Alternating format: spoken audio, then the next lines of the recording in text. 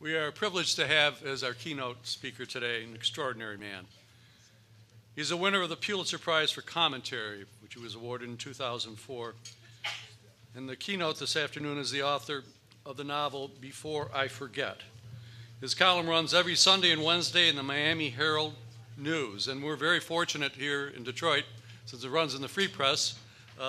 The Miami paper was owned by Knight Ridder for many years, as the Free Press was, and are now both owned by McClatchy. So we've been blessed, Leonard, with your work for a long time, one of the communities that had this privilege. On September 11, 2001, he wrote a column on the terrorist attacks that received a huge response from readers who deluged him with more than 26,000 emails.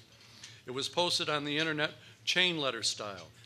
His writing, What Works, is a series of columns about programs anywhere in the country that show results in improving the lives of black children. Leonard also wrote the 2008 series, I Am a Man, commemorating the 40th anniversary of Dr. Martin Luther King's assassination. And you know, his consistent elegance and insight is something to cherish. And just last week in a column in the Free Press, he talked about the human rights of gay Americans. And he wrote something that touched me greatly. He said, we tend to regard America proudly as a nation where human rights are given. But that stance is actually at odds with the formulation famously propounded by one of the first Americans. Thomas Jefferson, after all, wrote that human rights are unalienable and that we are endowed with them from birth. If you believe that, then you cannot buy into the notion of a nation where rights are magnanimously doled out to the minority on a timetable of the majority's choosing. You and I cannot give rights. We can only acknowledge, respect, and defend the rights of human beings that they are born with. Join me, please, in welcoming a gifted writer, an extraordinary author, Leonard Pitts Jr.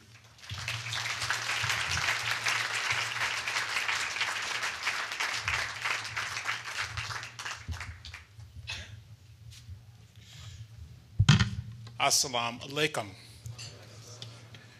and good afternoon.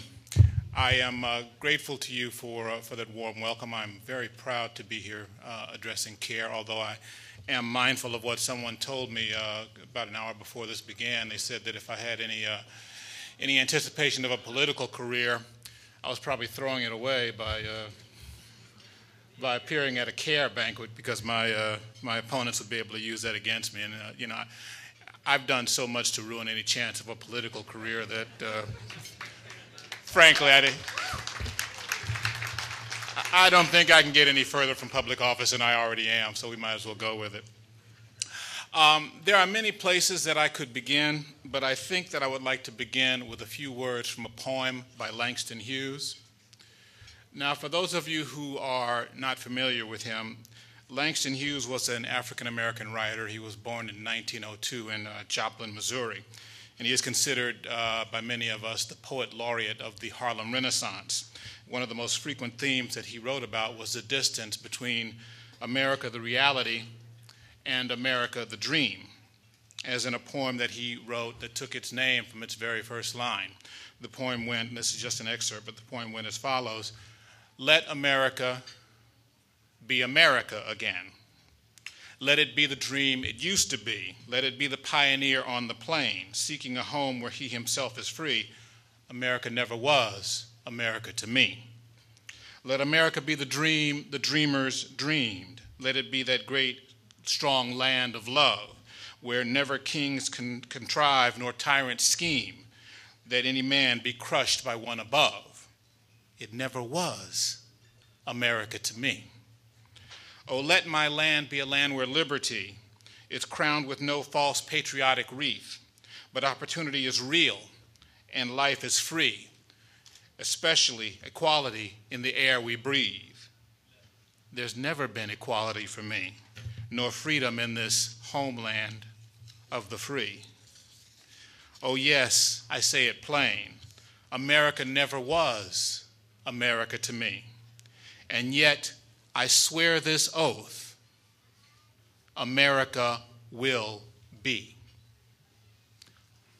America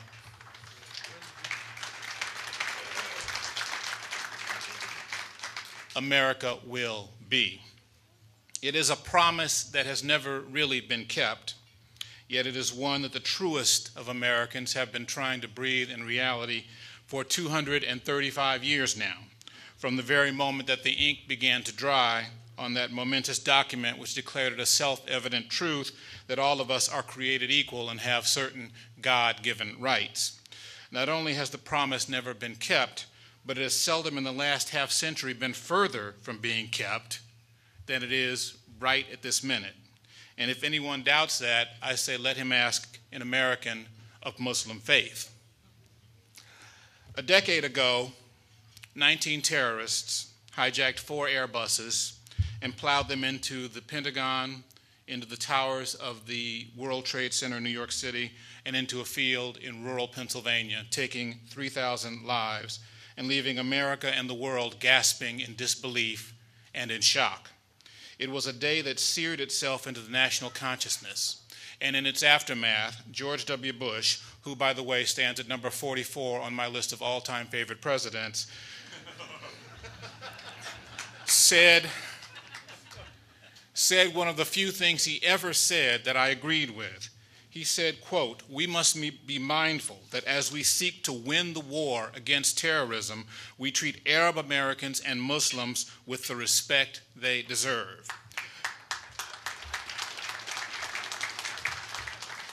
Now, unfortunately, anyone who is familiar with America's history and with America's reflex towards xenophobia and fear knew that we would not listen. That is not new.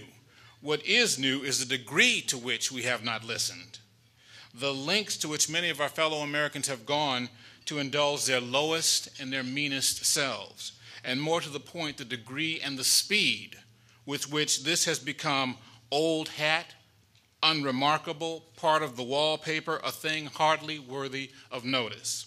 In other words, what stuns me is not that many Americans now have antipathy toward Muslims, but rather the intensity of that antipathy and the fact that it has worked its way so deeply into the fabric of American life that many people hardly seem to even notice it anymore, much less question it, much less say that maybe this is wrong. 2 years ago, Barack Obama ran for president. And as is the case with anyone who runs for president, he faced a lot of tough questions about his competence, his experience or the lack thereof, his governing philosophy, and his overall fitness for the job. This was as it should be. A campaign for the presidency constitutes a job interview for the toughest job in the world. But Obama faced one challenge that no serious presidential contender has ever faced, meaning the rumor, persistent as cockroaches, that he was a Muslim born far from these shores. That rumor, and studies show that between 20 and 25% of all Americans still believe it, has dogged Obama ever since. You could tell during the campaign that it was getting to him. As the New York Times reported, while the candidate visited a number of synagogues and churches during his run for the presidency, he somehow apparently never got around to setting foot inside a mosque. And when 2 young women wearing hijabs took seats that would have put them behind him within range of TV cameras at a rally right here in greater Detroit, workers from his campaign asked the women to move. Obama and his surrogates spent much of that campaign making the case that he was not a Muslim. I'm not a Muslim, doggone it. I'm a Christian. I'm not a Muslim. But to the best of my knowledge, no one, not the media, not the surrogates for the senator, and not the senator himself who wanted to be president, asked the obvious question: what if he was?